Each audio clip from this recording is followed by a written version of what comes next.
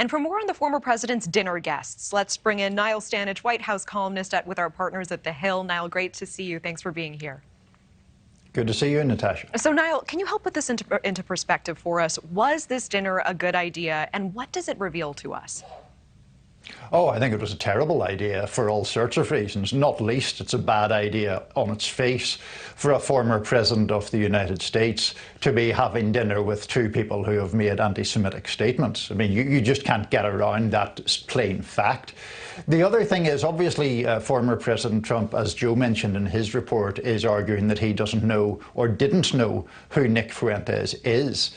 If you believe that, some people won't, but if you believe that, it shows that people like Fuentes can nonetheless get into Mar-a-Lago, albeit as guests of Ye, without any kind of screening. So it does, for critics, suggest that former President Trump's operation there is rather ramshackle and not what we might expect from someone who is now a declared presidential candidate. Interesting. And help us contextualize, does this come at a particularly good time for Trump?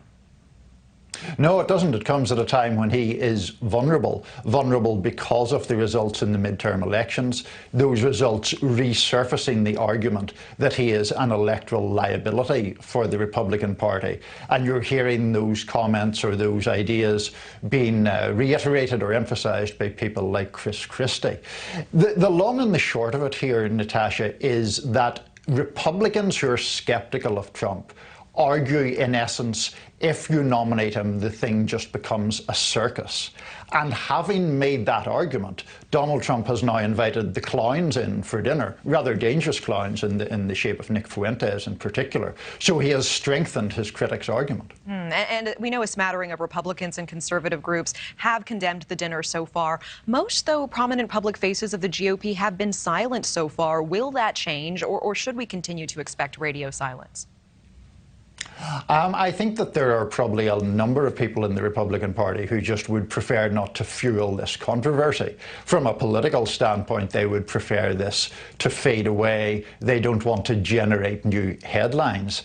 Now, whether that is a morally or ethically tenable position is a whole different question, but they don't want to add to the controversy. They don't necessarily want former President Trump to be jabbing back at them if they were to criticize him. So, as you say, some on the right have criticized this, but there has been quite widespread silence otherwise. Thank you for watching. Go to newsnationnow.com to find News Nation on your television provider. And don't forget to click the red subscribe button below to get more of News Nation's fact-driven, unbiased coverage.